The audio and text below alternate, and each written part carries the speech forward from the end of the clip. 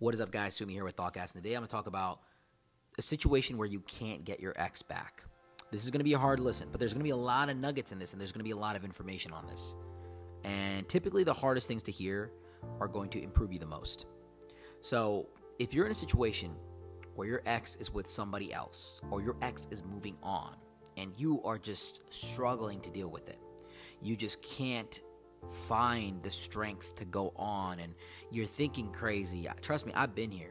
I've lost women to guys that are just better than me, and I know that feeling. If you're in a situation like that where your ex is now with this person and they treat them amazing and they're having fun and they're living life, the first thing I want to tell you and the first thing I want you to understand is, look, if they moved on very quickly after the relationship ended, don't freak out. It might not work out. Typically in the first 6 months to the year, there's going to be a honeymoon phase. Everything is going to be butterflies. Everything is going to be rainbows. Sometimes this person might be a complete opposite of who you are, right? You ever have that scenario where they're just completely different from you? And you're like, what? Like, sometimes your ex will do that. And it's sometimes a coping mechanism they're doing to kind of get over you. Now, here's the thing. I don't want you to hold on to that, and I don't want you to fixate on that. But that's something that you have to keep in mind. Many times I've had a girl leave me, and she goes and dates somebody, and they're very different from me. And I'm like, man, like, did she even like me? Like, this guy's a complete opposite of me. And sometimes these individuals are objectively better than me in aspects. But it doesn't last. That's the first thing I want you to understand. It might be just a rebound. It might be just something that they're trying to distract themselves with. But the second thing I want you to understand, and this is the most important part of it, life isn't fair. I know you don't want to hear it, but life isn't fair. But you can be on the other side of not fair. You get what I'm saying here? You can be on the other side of where life isn't fair.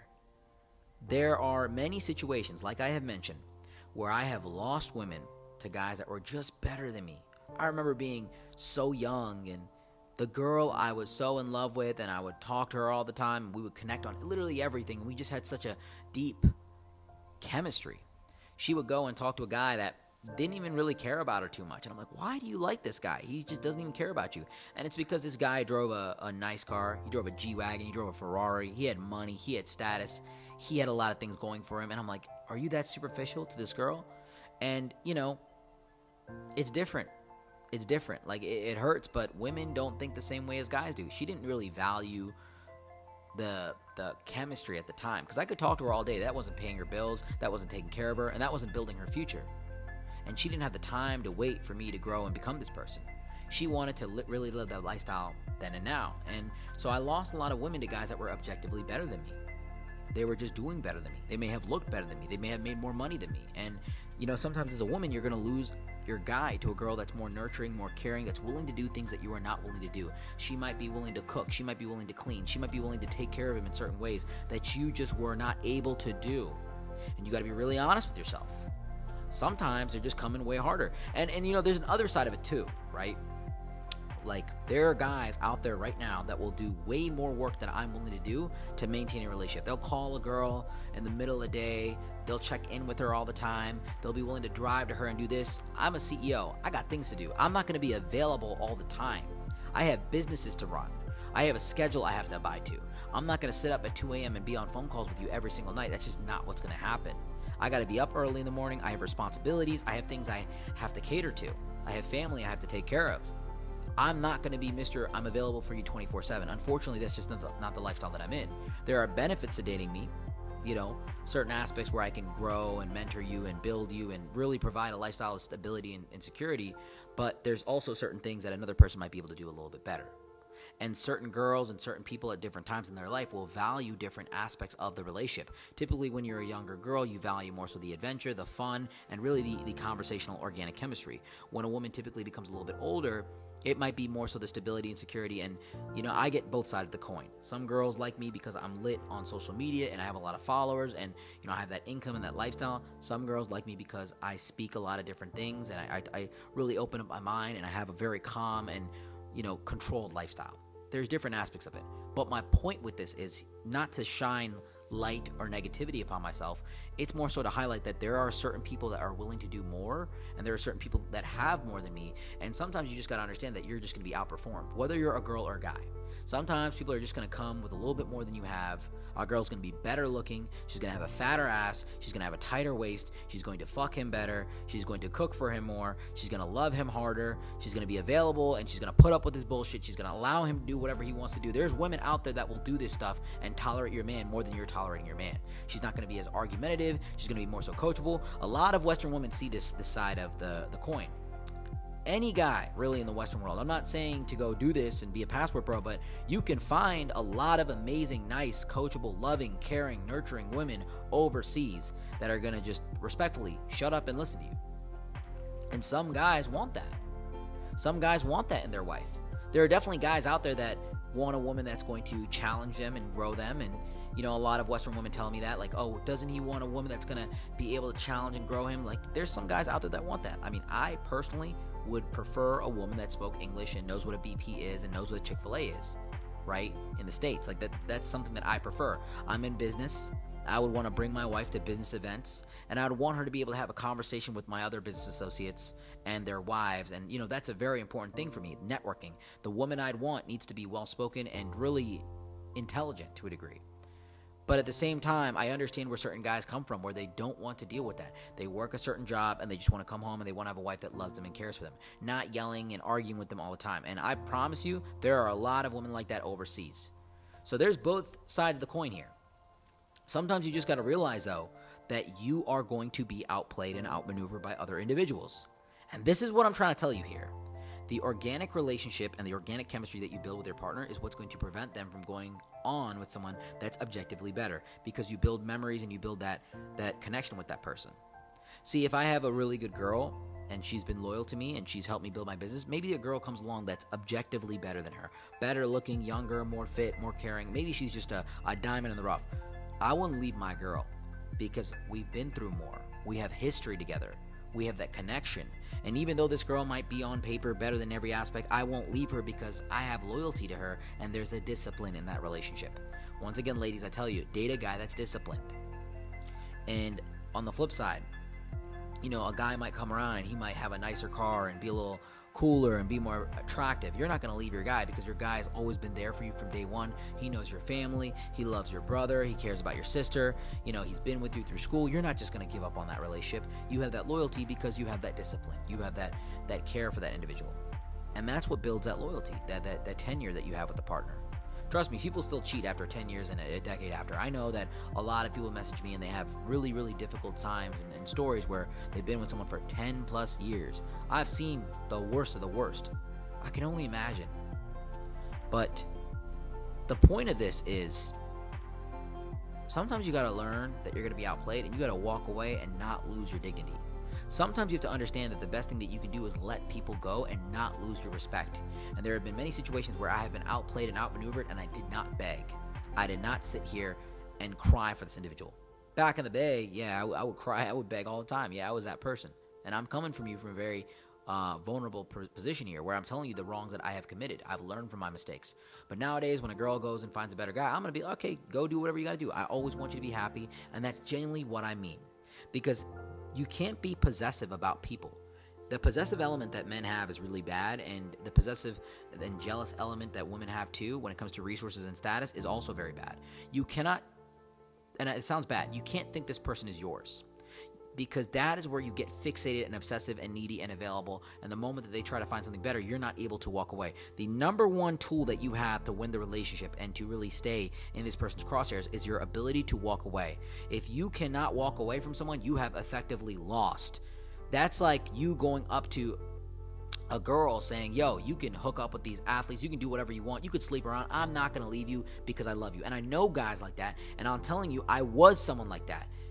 And I made myself available. And guess what? She still walked away. She still left and went with another guy. And it broke my heart.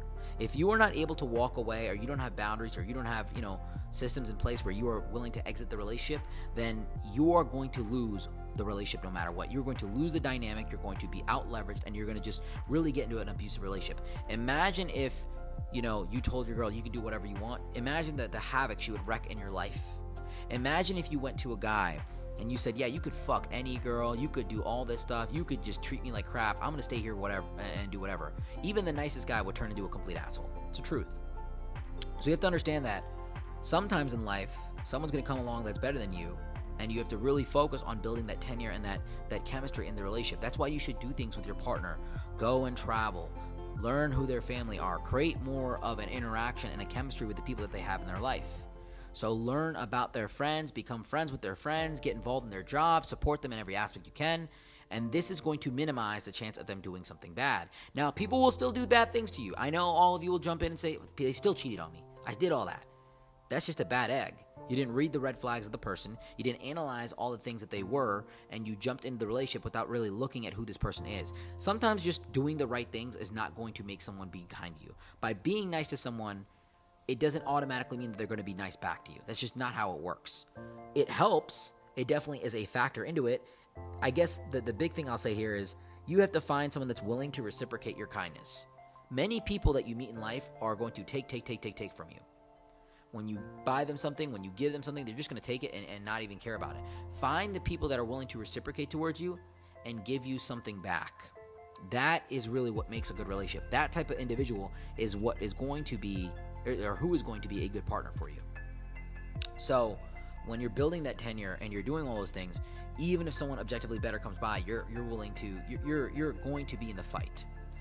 But if they walk away and they're with someone that's objectively better, look, that's the game of life.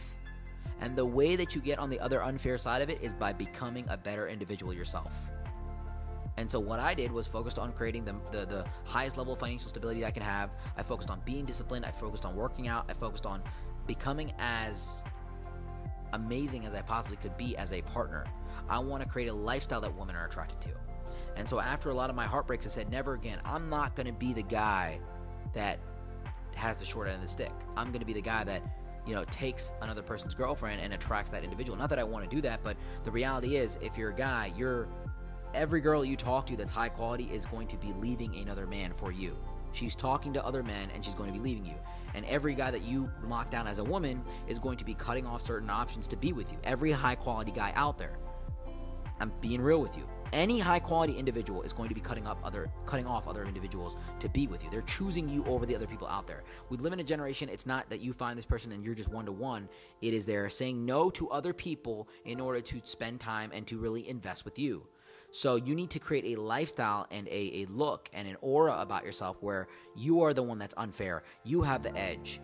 There are many guys that are loving their girlfriends and doing everything they can for them, and their girlfriend will try to come to me because I've got the cars, I've got the penthouse, I've got the lifestyle, I've got the income, I've got the social notoriety, I've got the game, I've got the status, I've got the authority that their girlfriend would want.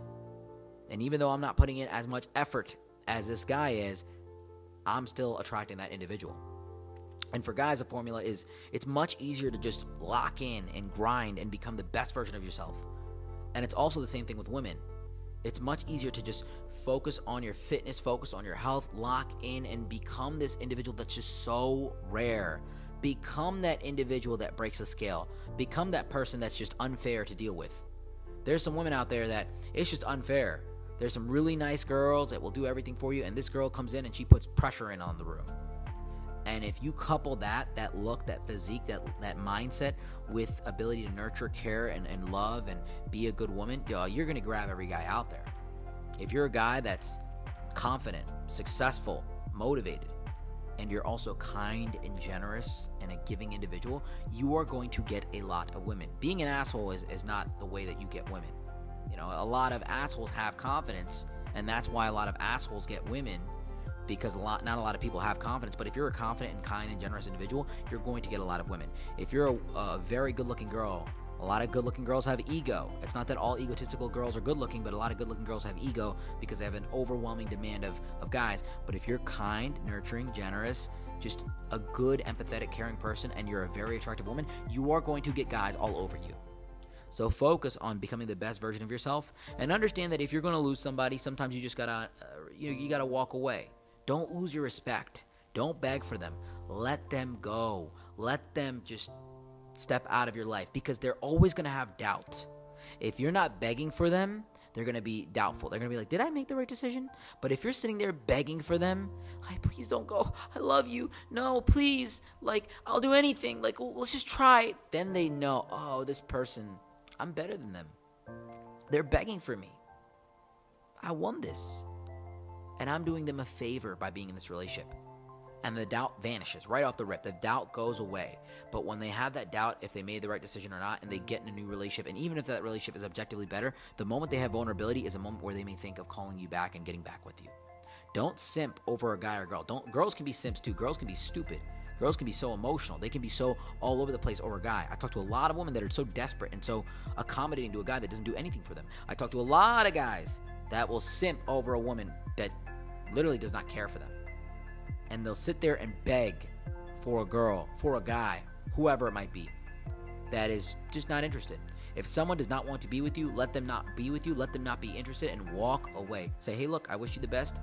And it's going to hurt. It's going to suck. But take that raw energy and push it into becoming the best version that you can be. Every time I've had a breakup, I've had an intense moment of growth. I've always grown as an individual. I've become more disciplined. I've become more physically disciplined, mentally disciplined, financially disciplined. In every aspect, I've grown. Because breakups are blind energy. It's just God giving you fuel. It's God giving you trauma that you have to really position and mold into becoming a better person. I hope this was helpful for you guys. If you guys ever want to connect with me, you can always message me on social media. If this helped you in any way, just please do me a favor.